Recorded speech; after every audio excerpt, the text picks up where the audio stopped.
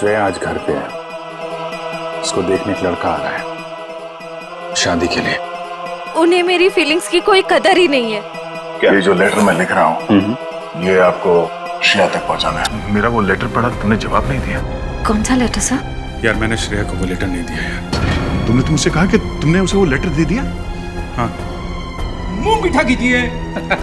इस खुशी में श्रेया और सिद्धार्थ की शादी पक्की हो गई।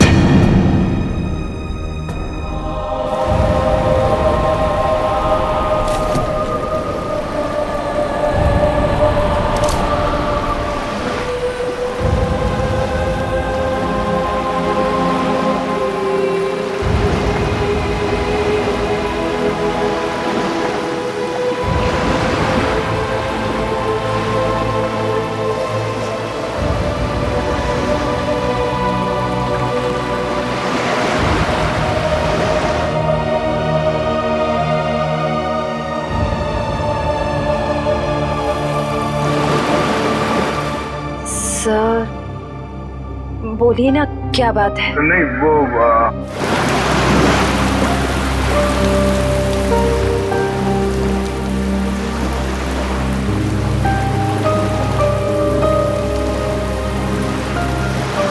श्रेया और सिद्धार्थ की शादी पक्की हो गई।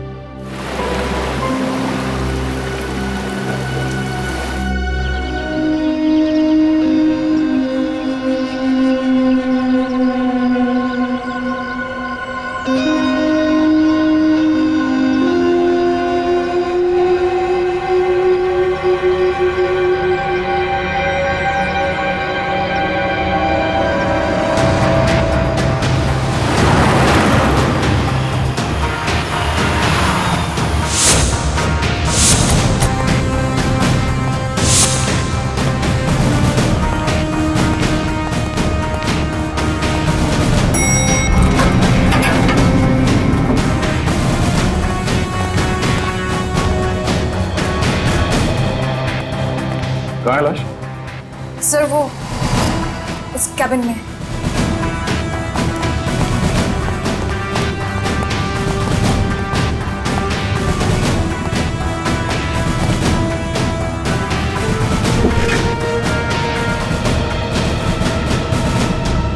सर एक गोली लगी है सीने में। देखो जरा शरीर से गोली बाहर निकलने का कोई निशान है क्या?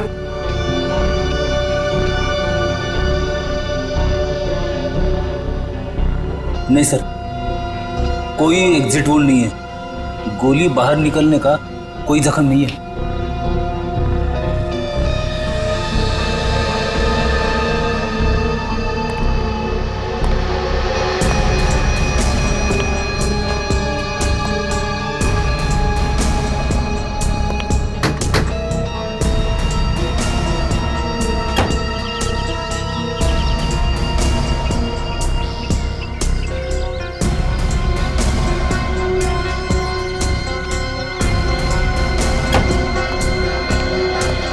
पूर्वी सर। लाश किधर? सर अंदर आइए सर।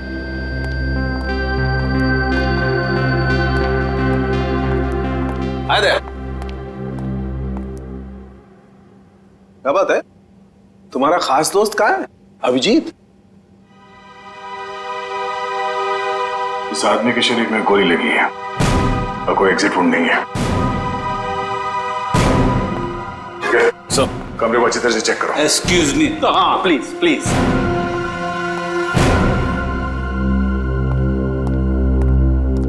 ये तारिका क्या हुआ है? ये तो एकदम उखड़ गया ना। कुछ गलत तो नहीं कह दिया मैंने?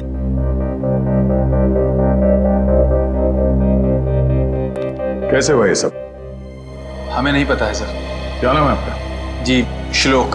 कितने लोग काम करते हैं यहाँ ऑफिस में? कोई 20-22 लोग। 20-22 लोग। दिन दहाड़े कोई आपके डायरेक्टर के कमरे के अंदर घुस जाता है, उसे मार देता है, और आप में से किसी ने कुछ नहीं देखा? सर मैं आपको सिर्फ इतना बता सकता हूँ कि जो कुछ भी हुआ है वो 1:30 से 2 के बीच हुआ होगा। खून किसने किया वो आप नहीं जानते। खून कितने बजे हुआ ये आपको मालूम है? हाँ सर, क्योंकि सर के केबिन का दरवाजा 1:30 से 2 के बीच अपने आप लॉक हो जाता है। क्यों लॉक हो जाता है? वो तो नहीं पता, सर ने ऐसे ही बनवाया है। तो क्या करते क्या थे कैबिन में 1:30 से 2 के बीच? सर हो सकता है कि वो अपने वाइफ से बात करता हो और नहीं चाहता हो कि कोई उसे डिस्टर्ब करे। नहीं सर, सर शादीशुदा नहीं थे। तो फिर करते क्या थे वो? हाँ? पूजा करते थे, खाना खाते थे, क्या करते थे? सर वो घर से खाना खा के आते थे। और ये कैबिन का दरवाजा हर रोज ऐसे ही बंद होता था? जी सर। जी सर।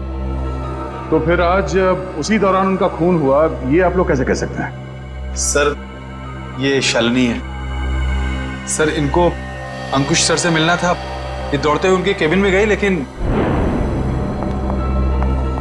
अरे शालिनी, तुम भाग के कहाँ जा रही हो? सॉरी रचना, वो बॉस से कुछ अर्जेंट काम है मुझे। सर से मिलने जा रही हो? लेकिन अभी तो 1:30 बजने वाले हैं, केबिन बंद हो जाएगा उनका। पता है, इसलिए तो जल्दी जा रही हूँ। Excuse me.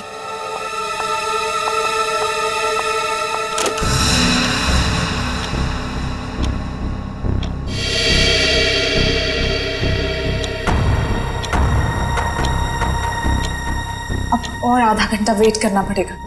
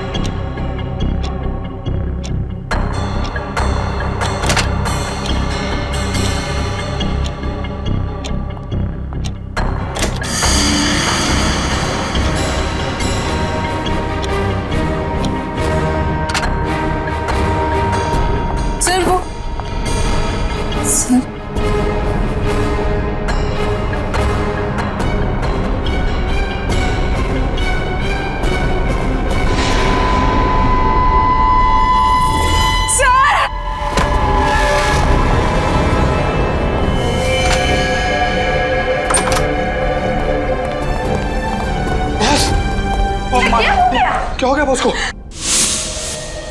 तो इसीलिए आप लोगों का मानना है कि दरवाजा बंद होने के बाद उनका खून हो? हाँ सर।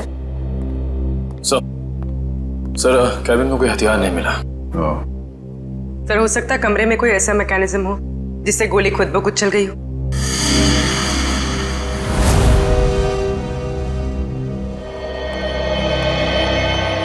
डॉक्टर साहब, ये खूनी कहाँ खड़ा होगा जब उसने गोली चलाई? ये देखो, यहाँ टेबल पर खून के छींटे पड़े हुए हैं। इसका मतलब साफ है खूनी वहां खड़ा था जहां तुम खड़े हो, और ये अंकुश यहां था। सामने से खूनी ने गोली चलाई जो अंकुश के सीने में आकर के लगी, और गोली लगते ही अंकुश यहां जमीन पर गिर गया। और अगर गोली किसी मैकेनिज्म से चलाई गई है तो मैकेनिज्म इसी लाइन में होनी चाहिए। बिल्कुल। रेडी निखिल, जरा देखो कोई मैकेनिज्म दिखता है क्या? मैकेनिज्म? हाँ, जिस वक्त अंकुश की मौत हुई उस वक्त ना कोई कमरे में बाहर से अंदर आया और ना कोई अंदर से बाहर गया। आप लोगों को पता है कि मौत कितने बजे हुई? हाँ, ऑफिस स्टाफ का कहना है कि दोपहर को 1:30 से 2 बजे के बीच। सही है। राइगर मोर्टिस लाश की जकड़न भी यही बता रही है।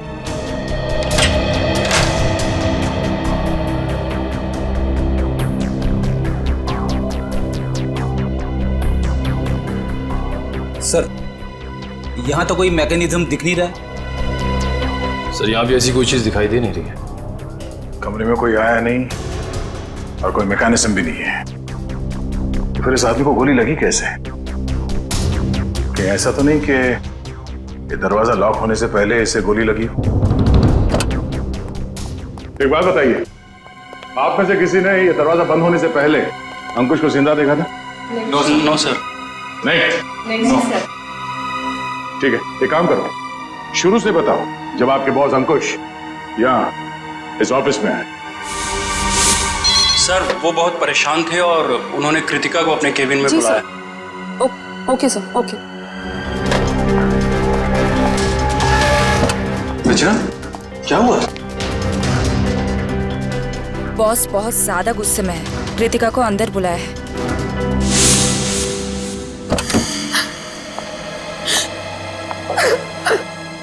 क्या हुआ कृतिका? रो क्यों रही हो? कुछ नहीं, अरे बताओ ना, रो क्यों रही हो? कुछ नहीं हुआ। अरे बताओ तो कृतिका।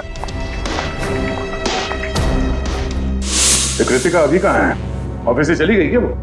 नहीं सर, उसका बैग तो यहीं है।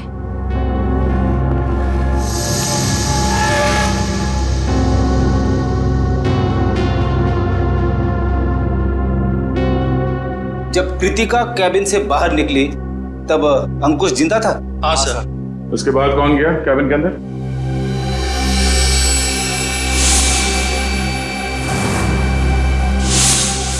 देखिए, हम एक सवाल 2 बार नहीं पूछेंगे आप लोगों से। हम यहाँ ये पता करने की कोशिश कर रहे हैं कि आपके बॉस का खून किसने किया, और इसके लिए हमें आपके सहयोग की जरूरत है। और आपके ऐसे चुप रहने से कुछ हासिल नहीं होगा। इसलिए बताइए, कृतिका के बाहर आने के बाद अंकुश के कैबिन में कौन गया था? सर, त्र्यंबक, रचना और मैं। उस वक्त कितने बजे थे?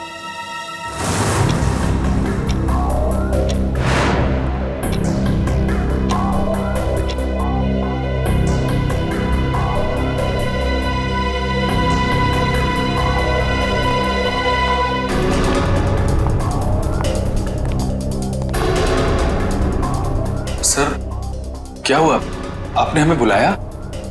ये पूछो क्या नहीं हुआ है। क्या सर, क्या नहीं हुआ? ईमानदारी नहीं हुई, वफादारी नहीं हुई। सर, हम कुछ समझे नहीं। देखो, तुम तीनों बहुत मुश्किल में हो। मुश्किल में? हाँ, मुझे ये पता चला है कि तुम तीनों में से कोई एक हमारे डिजाइन कॉम्पिटिटर्स को बेच रहा है। नहीं सर, हम ऐसा नहीं कर सकते। हाँ सर, मुझे तो ये भी नहीं पता कि हमारे कंपटीटर्स है कौन। मेरे पास सबूत है और मैं तुम तीनों को जेल भिजवा सकता हूं, लेकिन मैं ऐसा नहीं करूंगा। चुपचाप शाम के 5 बजे तक मुझे बता दो वो आदमी कौन है।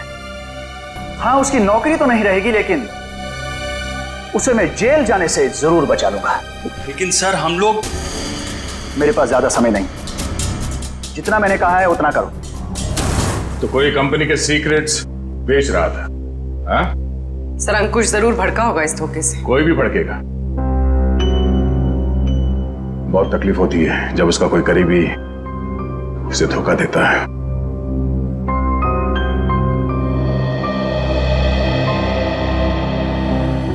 तुम तीनों में से कोई एक धोखेबाज है, वरना अंकुश सिर्फ तुम तीनों से पूछताछ क्यों करेगा इस बारे में? सर, हम बेकसूर हैं। कोई हमें फंसाने की कोशिश कर रहा है। तुम लोगों ने ही मारा है अंकुश को, और अब ये बेकसूर होने का नाटक कर रहे हो। नहीं सर, हम सच कह रहे हैं। अच्छा, वो तो हम पता लगा ही लेंगे कि क्या है सच और क्या है झूठ। तुम कितने बजे अंकुश के कैबिन से बाहर गए थे? सर, यही कोई 1:15 हो रहा होगा। और वो जिंदा थे जब तुम बाहर आई? हाँ मैम। जी। तो उसके बाद कौन गया था कैबिन में? सर, मुझे पता नहीं है। मैंने किसी को जाते हुए नहीं देखा सर। मैंने भी किसी को अंदर जाते हुए नहीं देखा। सबका जवाब एक ही है। सर, समझ में नहीं आ रहा है कौन सच बोल रहा है और कौन झूठ। सर, ये खूनी जो कोई भी है, सर इन तीनों के बाहर आने के बाद दरवाजा लॉक होने से पहले अंकुश के कैबिन में घुसा होगा, और अंकुश का खून करने के बाद शालिनी के आने से पहले निकल गया होगा। खूनी कौन हो सकता है? तो कमरे के अंदर घुसा और किसी ने उसे आते जाते नहीं देखा। अंकुश के कमरे से बाहर निकलने के बाद तुम तीनों कहाँ थे? सर, हम कॉन्फ्रेंस रूम की तरफ चले गए थे ये झूठे लगे इल्जाम के बारे में बात करने के लिए। लेकिन थोड़ी देर के बाद जब हम बाहर लंच के लिए आए तो देखा शालिनी अंकुश जी के रूम की तरफ जा रही थी। 1:15 से लेके शालिनी के कमरे के बाहर आने तक किसी ने किसी को कमरे के अंदर जाते हुए देखा? सर, हमने ध्यान नहीं दिया क्योंकि कृतिका ही ये सब देखती थी। ये कृतिका है कहाँ? पता नहीं सर, बहुत टाइम से आपने उसे देखा नहीं। पुलिस देखो, जब तक कृतिका नहीं मिल जाती कुछ पता नहीं चलेगा। आप लोग सीसीटीवी कैमरा की फुटेज क्यों नहीं देखते? उसमें पता चल जाएगा। तुम कौन हो? जी मैं सुमित, कृतिका का बॉयफ्रेंड। और ये सीसीटीवी कैमरा के बारे में क्या बता रहे हो? कृतिका ने मुझे बताया था कि बॉस ने स्टाफ पे नजर रखने के लिए उसके डेस्क पे एक सीक्रेट कैमरा लगा रखा था। खुफिया कैमरा?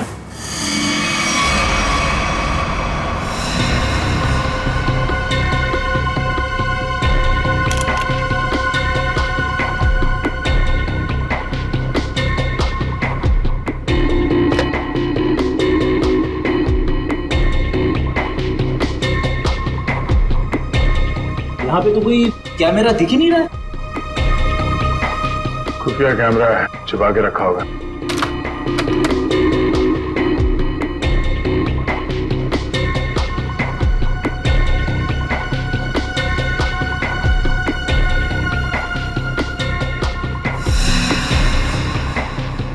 ये देखो, लाफिंग बुद्धा की आंखों में कैमरा है। निखिल, पता करो इसका रिसीवर कहाँ है।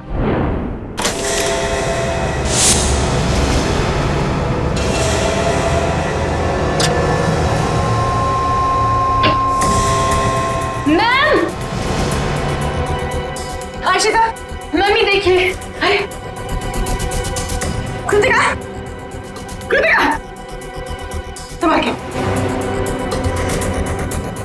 कृतिका, जाओ।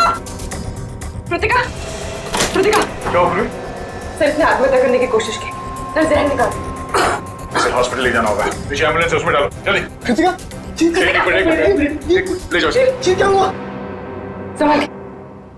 निखिल, उस खुफिया कैमरे का रिसीवर मिला? हाँ सर, उस सीक्रेट कैमरा का ये सब मिल गया है। गुड, जरा फुटेज प्ले करो। देखते हैं रचना, त्रिंबक और श्लोक के निकलने के बाद अंकुश के कमरे में कौन गया था।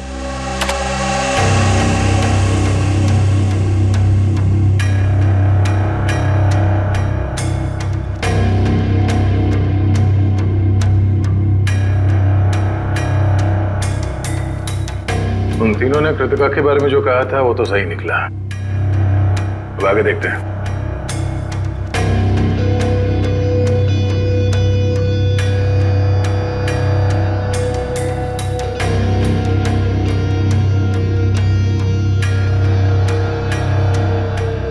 देखते हैं इस खुफिया कैमरा की आंखों ने ऐसा कुछ देखा है कि जो यहाँ काम करने वाले 20-22 लोगों ने नहीं देखा और अंकुश की मौत हो गई।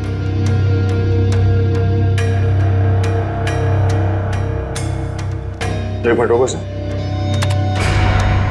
ये आदमी कौन है?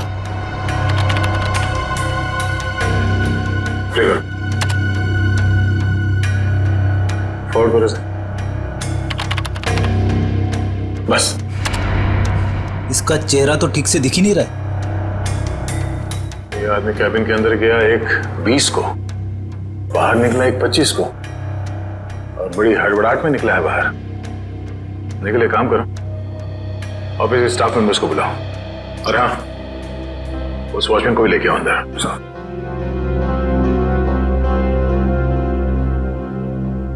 आइए सर।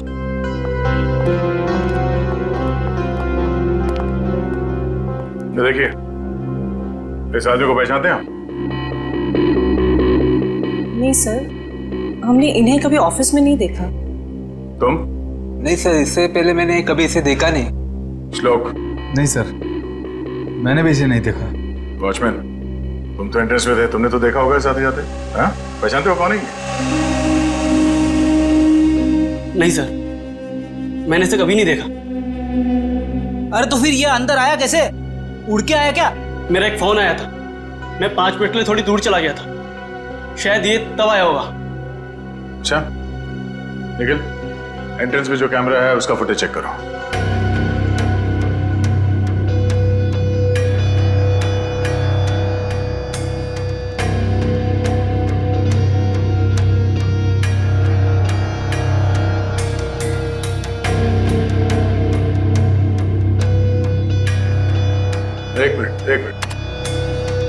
इस फ्रेम को फ्रीज करो।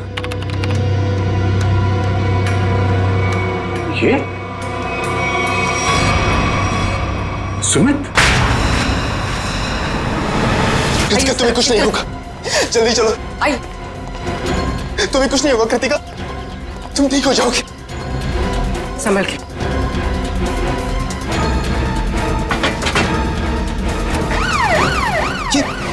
नहीं जा रहा। ये क्या कर रहे हैं सर? कृतिका के पास मेरा रहना जरूरी है। तुम आज इस ऑफिस में से पहले भी आए थे ना? हाँ, कृतिका बहुत परेशान थी, उसी ने मुझे फोन करके बुलाया था। अंकुश का खून करने के लिए? ये कैसी बातें कर रहे हैं आप लोग? सच है, वही कह रहे हैं, समझे? तुम अंकुश के कैबिन में घुसे, उसका खून करके वहां से निकल गए और तुम कृतिका से मिले भी नहीं। सर ऐसा कुछ भी नहीं है, मेरी बात समझने की कोशिश कीजिए। आप लोग जैसा समझ रहे हैं ऐसा कुछ भी नहीं, मैंने किसी का खून नहीं किया है। चल अंदर चल, तेरी राम कहानी हम लोग वहीं सुनेंगे। निकल। सर मैं सच कह रहा हूँ, मैंने खून नहीं किया है। तुम्हारे गिड़गिड़ाने का कोई फायदा नहीं है, हम जानते हैं कि अंकुश का खून तुम नहीं किया है। काश सर, अगर मैंने उसका खून किया होता तो मुझे अपना गुनाह कबूल करने में खुशी होती। मैं उसे मारना चाहता था लेकिन मार नहीं पाया। तुम अंकुश को क्यों मारना चाहते थे? क्योंकि वो कृतिका को परेशान कर रहा था, उससे शादी करना चाहता था। कहता था कि अगर शादी नहीं करोगी तो उसे नौकरी से निकाल देगा। बार बार अपने एमडी होने की धमकी देता था। क्या करती बेचारी कृतिका, उसके ऊपर उसके बूढ़े माँ बाप की जिम्मेदारी थी। इसीलिए तुमने बदला ले लिया अंकुश का खून करके? नहीं सर, तब मुझे कृतिका ने बुलाया था, वो बहुत रो रही थी। अंकुश ने फिर से उसे धमकी दी थी, पर जब मैं ऑफिस पहुंचा तो मुझे वो नहीं दिखी। तब मैं जाकर अंकुश को धमकाया और वहां से बाहर चला गया।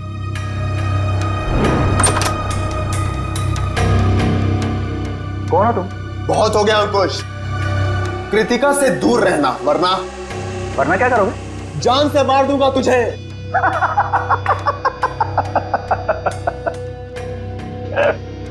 अरे जा, जो करना है कर, कृतिका सिर्फ मेरी बनेगी। अंकुश, तू यहां से निकल रहा है या मैं सिक्योरिटी को बुलाऊं? आउट। अभी तो जा रहा हूं, लेकिन बहुत जल्द लौटूंगा और तब तुझे मुझसे बचाने के लिए कोई नहीं रहेगा, कोई नहीं रहेगा।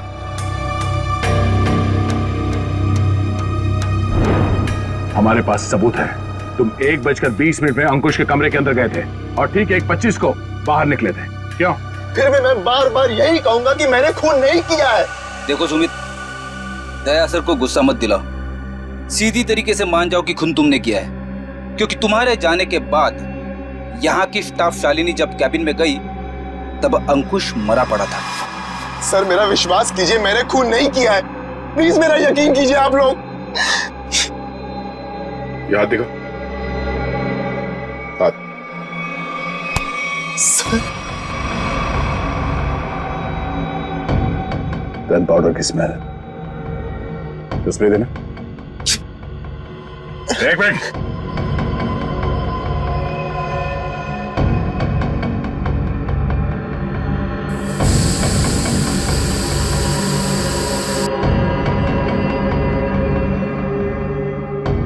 तुम्हारी उंगलियों पे गन पाउडर है, इसका मतलब है हाल ही में तुमने गोली चलाई है।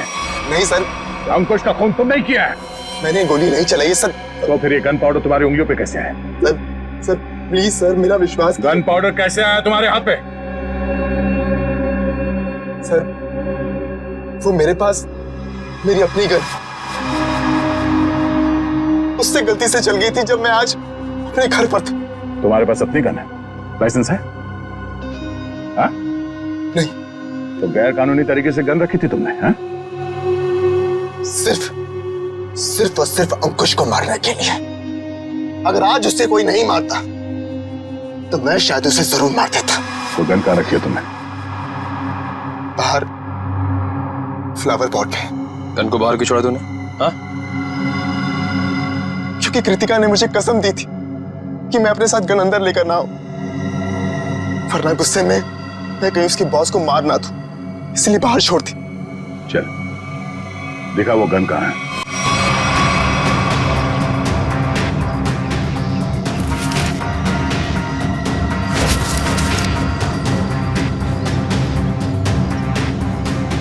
ये तुम्हारी का? हाँ सर।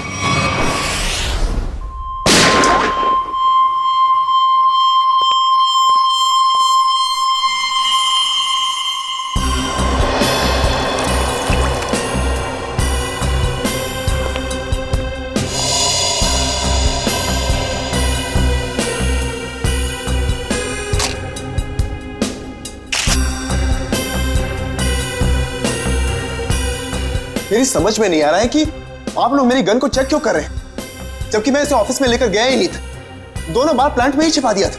तुम कितना सच बोल रहे हो कितना झूठ अभी पता चल जाएगा। भैया तो मैच होती है। ये गोली और अंकुश के शरीर में जो गोली मिली है वो गोली, दोनों मैच होती है। इसका मतलब साफ है अंकुश को इसी गन से गोली मारी गई है। अब बोलो, तो तुमने दोनों बार ये गन ऑफिस के बाहर वाले गमले में छुपा दी थी? सर मैं आपसे बार बार कह रहा हूं कि मैंने अंकुश को नहीं मारा। जब मैं उसके कैबिन से बाहर निकल रहा था तो वो जिंदा था। जरूर मुझे कोई फंसाने की कोशिश कर रहा है। तो मतलब तुम्हारी गन अपने आप गमले से बाहर आई, अंकुश जी को गोली मारी और फिर आके गमले में छुप गई। और ये कहानी है सर? अरे मैं कोई कहानी नहीं बना रहा हूं, मेरा विश्वास कीजिए। एक सेकेंड, कॉल। क्या?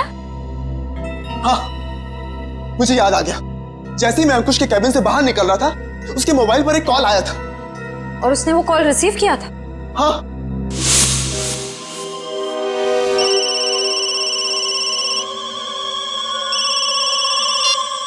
हाँ बोल। पंकज, अंकुश का मोबाइल चेक करो। सर। अगर अंकुश ने ये कॉल रिसीव किया है तो शायद वो तुम्हारे निर्दोष होने का सबूत हो।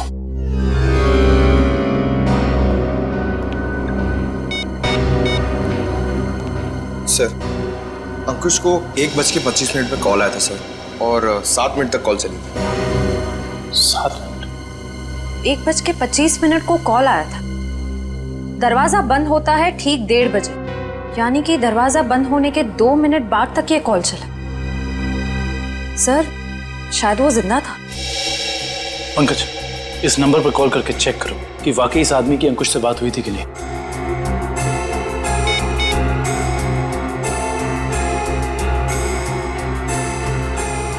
अंकुश नहीं, मैं सीआईडी ऑफिसर पंकज बोल रहा हूँ। अच्छा एक बात बताइए, आपने आज अंकुश को फोन कॉल किया था? आपकी बात हुई थी उससे? अच्छा, लगभग कितने मिनट तक बात हुई थी? 5 से 7 मिनट। अच्छा ठीक है, थैंक यू वेरी मच। नहीं कोई टेंशन। सर, 7 मिनट तक बात हुई थी सर। देखा सर, मैं सच कह रहा हूं, मैंने अंकुश को नहीं मारा है। इसका मतलब सुमित खूनी नहीं है। तो फिर खूनी कौन है? कहीं खूनी पहले से ही तो कैबिन में छुपकर नहीं बैठा था और दरवाजा लॉक होते ही उसने अंकुश को गोली मार दी और फिर वहां बैठकर इंतजार कर रहा था। और जब 2 बजे बाकी का सारा स्टाफ अंदर आया कैबिन में अंकुश की लाश देखने, तो मौका देखकर वो भी उनके साथ निकल गया।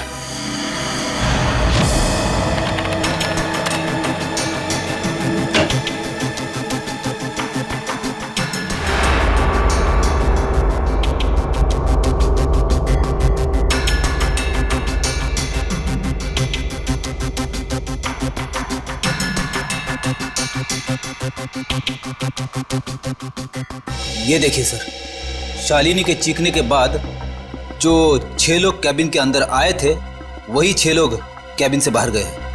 इसका मतलब है कैबिन के अंदर कोई छुपा हुआ नहीं था। कैबिन के अंदर कोई छुपा हुआ नहीं था। इस दरवाजे से कोई अंदर नहीं आया और अंकुश इस कमरे में अकेला था जब ये दरवाजा बंद हुआ। तो इस कमरे के अंदर आने का इस दरवाजे के अलावा सिर्फ एक ही रास्ता है, वही ये खिड़की।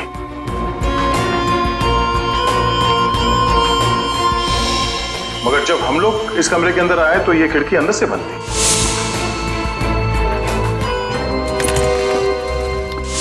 तो अगर हम ये मान के चले कि कोई इस खिड़की के जरिए अंदर आया है तो नीचे से ऊपर आना तो बहुत मुश्किल है, और किसी ने तो देखा ही होगा उसे ऊपर आते हुए। दूसरा रास्ता बचता है ऊपर टेरेस से।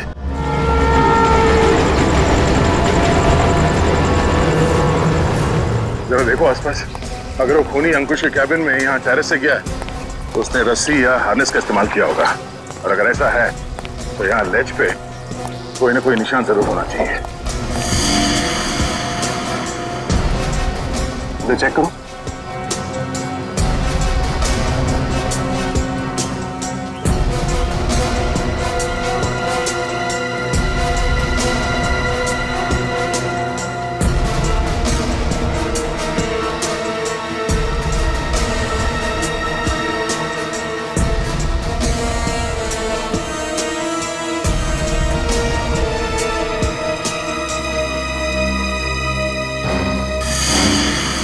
ये देखो, यहाँ पर निशान है। ये निशान, उसने रस्सी को यहां से बांधा और यहां से नीचे उतरा, क्योंकि ठीक नीचे यहाँ पे अंकुश का ऑफिस है। और फिर रस्सी सपोर्ट के लिए शायद वहां उस पे बांधा होगा। ये देखो, रस्सी के घिसने का निशान है यहाँ पे। इसका मतलब है उसने रस्सी यहाँ इस पाइप पे बांधा और वहां से नीचे अंकुश के कैबिन में गया। कमाल है सर, खूनी इतना कुछ करता रहा लेकिन किसी ने उसे देखा तक नहीं। खूनी ने जिस तरीके से मेहनत की है खून करने के लिए, उससे तो साफ साफ दिख रहा है सर उसके दिल में कितनी नफरत भरी पड़ी थी अंकुश के लिए। ये पता करना पड़ेगा कि वो है कौन जिसे अंकुश से इतनी नफरत थी, और उसे ये भी पता था कि अंकुश के कैबिन का दरवाजा 1:30 से 2 बजे के बीच बंद होता है। वो ना हो ये कोई ऑफिस का ही आदमी है।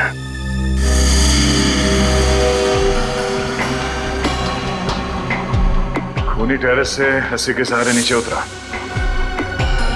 और फिर खिड़की के रास्ते कैबिन में आया। लेकिन आपने तो चेक किया था, खिड़की अंदर से बंद थी, जिसका बाहर से खुलना नामुमकिन था। एग्जैक्टली फ्रेडी, इसका मतलब है खून होने से पहले खूनी ने या उसका साथ देने वाला कोई ना कोई इस ऑफिस में था जिसने छुपके से ये लैच, खिड़की का लैच खोल दिया ताकि इसे बाहर से खोल सके। फिर सर खूनी ने खिड़की को अंदर से लॉकअप किया? ये शायद तब हुआ होगा जब ऑफिस के बाकी के स्टाफ मेंबर्स अंकुश की लाश देखने के लिए कैबिन के अंदर घुसे। खूनी यहाँ से अंदर आया और उसने अंकुश को गोली मार दी। गोली चलने की आवाज नहीं आई, शायद गन पे साइलेंसर लगा हुआ था, और फिर अपना काम करने के बाद खूनी वापस इस खिड़की से ऊपर चला गया। मगर खूनी ने एक गलती कर दी।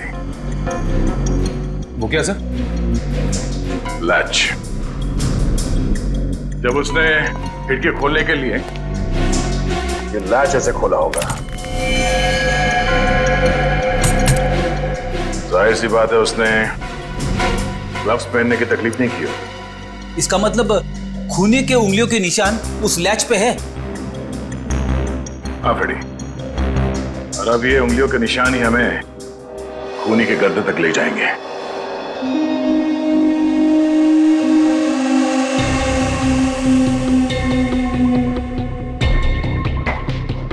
सर आप लोग हम पर शक कर रहे हैं?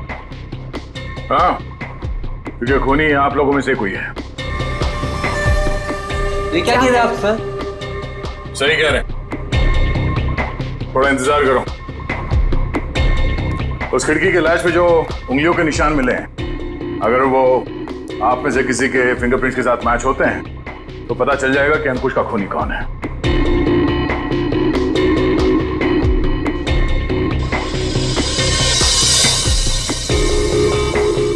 ठीक, आप जाइए, आप आइए।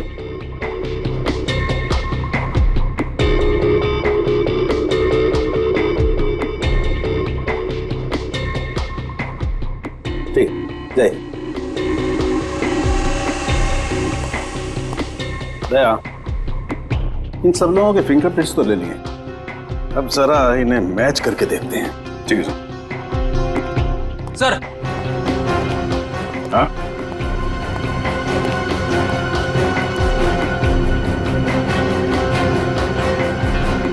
खूनी ने टेरेस से नीचे उतरने के लिए जिस रस्सी का इस्तेमाल किया था वो रस्सी कहीं मिल नहीं रही है। अच्छा, रेडी? वो रस्सी यहाँ ऑफिस में होनी चाहिए। ढूंढो, देखो कहाँ है वो रस्सी। सबसे बड़ा सबूत है, इस फिंगरप्रिंट से भी ज्यादा बड़ा। अगर वो रस्सी मिल गई तो समझ लो खूनी अपने आप अपने हाथ आ जाएगा।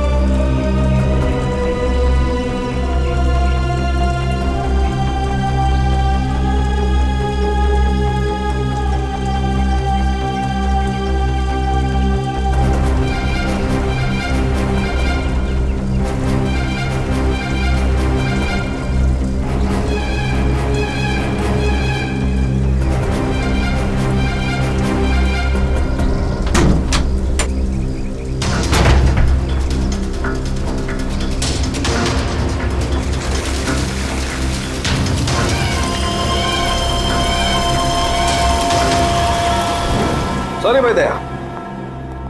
क्या बात है डॉक्टर तारिका? केबिन में मिले फिंगरप्रिंट्स इनमें से किसी से मैच नहीं हो रहे। ये कैसे हो सकते डॉक्टर तारिका? इनमें से किसी न किसी के उंगलियों के निशान मैच होने चाहिए थे। आप लोगों से कोई गलती हो गई होगी। नहीं यार दया, ऐसा नहीं है, हमसे कोई गलती नहीं। हो सकता है दया इनमें से कोई खूनी नहीं होगा, तो खूनी नहीं होगा तो फिंगरप्रिंट्स कैसे मैच होंगे? हो सकता है इस बार गलती आप लोगों से होगी। नहीं, मैं सही हूं और मैं साबित भी कर सकता हूं। खूनी इन्हीं में से कोई है और वो खुद ब खुद सामने आएगा। सामने आ जाएगा मतलब तुम्हारे सामने आकर के खड़ा हो जाएगा, कहेगा लीजिए दया जी मैंने खून किया, मुझे हथकड़ी पहना दीजिए। यार बात कर। डॉक्टर साहब इस बार ऐसा ही कुछ होगा। डॉक्टर साहब ने आप लोगों के हाथ पे एक केमिकल लगाया था। वो केमिकल रिएक्ट करेगा और वो केमिकल तब रिएक्ट करेगा जब आप में से जो खूनी है वो ऊपर टेरेस पे जाके पानी के टैंक के अंदर से वो रस्सी निकालेगा। वो रस्सी हमें तब मिल गई थी जब पहली बार हम लोग छत पे गए थे।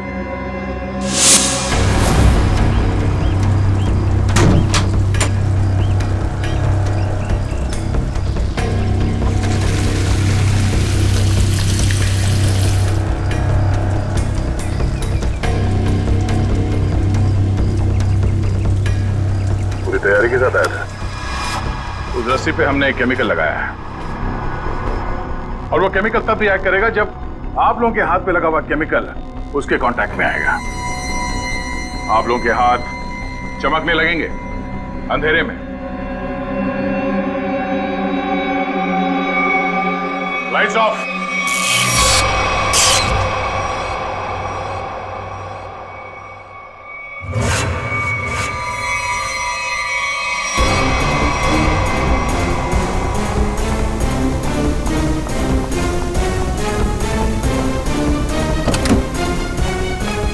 बस बहुत भाग लिया, अब और नहीं।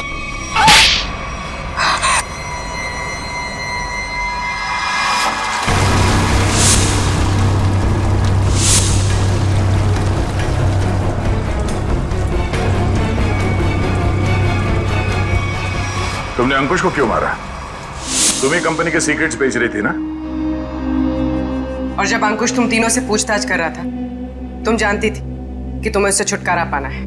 हाँ, मैं बहुत पहले से ही जानती थी कि मैं पकड़ी जा सकती, इसलिए मैंने प्लान बना के रखा था कि जब भी मौका मिलेगा मैं अंकुश को मार दूंगी। तो तुमने अपने प्लान में सुमित को कैसे फंसाया और क्यों फंसाया? उसने क्या बिगाड़ा था तुम्हारा? मेरी सबसे अच्छी सहेली को मुझसे दूर कर दिया था।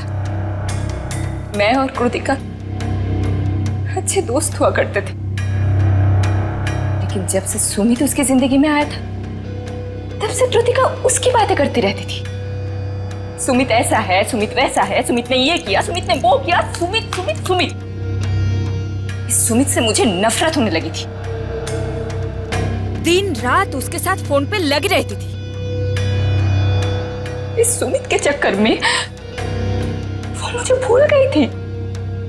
और आज सर के केबिन से निकलने के बाद कृतिका ने जब सुमित को फोन करके बताया कि गन को कहीं छिपा देना, मैं अपनी सहेली को मैं वापस पाना चाहती थी।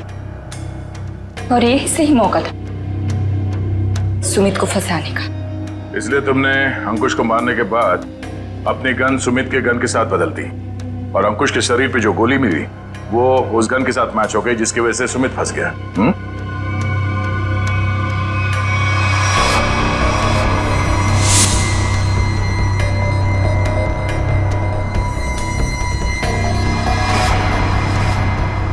और जब अंकुश अपने कैबिन में तुम तीनों पे भड़क रहा था, उस वक्त तुमने चुपके से उस खिड़की का लैच खोल दिया।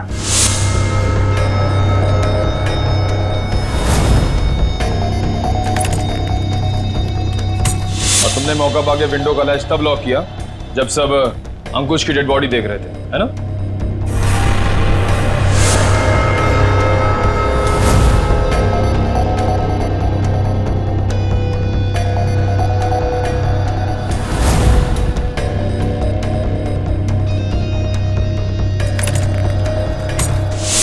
तुम्हें कैसे मालूम कि सुमित के पास कौन सी गन है? कृतिका ने मुझे एक बार बताया था कि सुमित ने एक नई गन खरीदी है। ठीक वैसी गन मैंने भी खरीदी। और आज जब सुमित दोबारा ऑफिस में आया तो मुझे पता था कि वो गन फिर से कहीं बाहर रख के आया होगा। और मौका मिलते ही मैंने वो गन बदल दी। क्या फायदा हुआ तुम्हें ये सब करके? हाँ? तुमने एक दोस्त खो दिया और साथ में अपनी आजादी भी। पूर्वी, ले जाओ इसे। सर।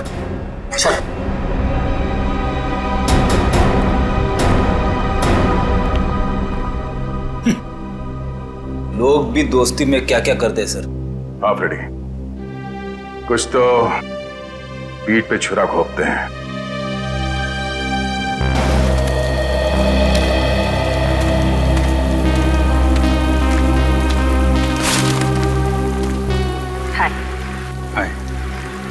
झूठ बोला तुमने दया से? हाँ, भाई जैसा ना वो तुम्हारा, इस तरह से दिल दुखाया? कैसी बात कर रहे हो तारिका? मैं तो सपने में भी उसका दिल दुखाने के नहीं सोच सकता। उसको दुख ना हो इसलिए मैंने झूठ बोला। अभिजीत, झूठ के पैर नहीं होते, वो ज्यादा दूर तक चल नहीं सकता। तुम्हें दया को सब कुछ सच सच बता देना चाहिए था। बताया था मैंने सच उसे, कड़वा सच। मैं सिर्फ ये जानने आया था कि श्रेया ने उस लड़के को हाँ बोला है या नहीं। नहीं, वो हाँ बोल दिया श्रेया ने।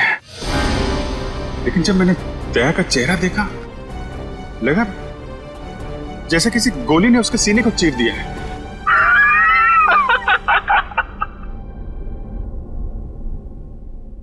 अरे यार, क्या लड़का आया नहीं, तबीयत खराब हो गई उसकी।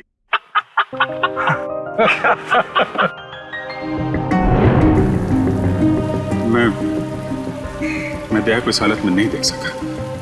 मैंने बात पलट दी, मैंने कहा कि मजाक था। सिद्धार्थ का परिवार तो आया ही नहीं। मैं जानता हूं ये गलत है तारिका, लेकिन ये गलत उस समय मुझे सही लगा। और दया का इतना इंपॉर्टेंट लेटर श्रेया को ना देना ये भी तुमको सही लगा? क्या लगता है तुम्हें कि मैं जानबूझ के ये सब कर रहा हूं? मैं नहीं चाहता दया और श्रेया एक हो। दुनिया मुझे कुछ भी कहे, मुझे कोई फर्क नहीं पड़ता, लेकिन तारिका तुम मुझे गलत समझ रही हो।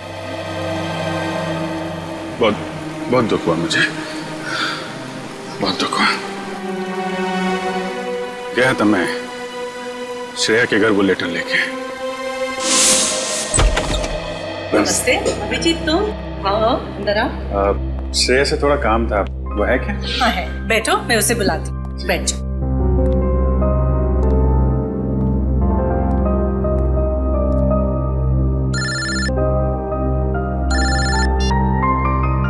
अरे भाई, तुम्हारा ही काम करने आया हूं यार। अरे भूल कैसे सकता हूँ, लेटर है मेरे पास, अभी दिया नहीं है।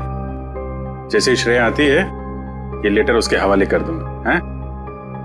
अरे यार थोड़ा तो सब्र रखो यार। हाँ मैं करता हूँ। नमस्ते। अभिजीत, मैं तुम्हारे हाथ जोड़ता हूँ, तुम दया का कोई भी लेटर श्रेया को नहीं दोगे।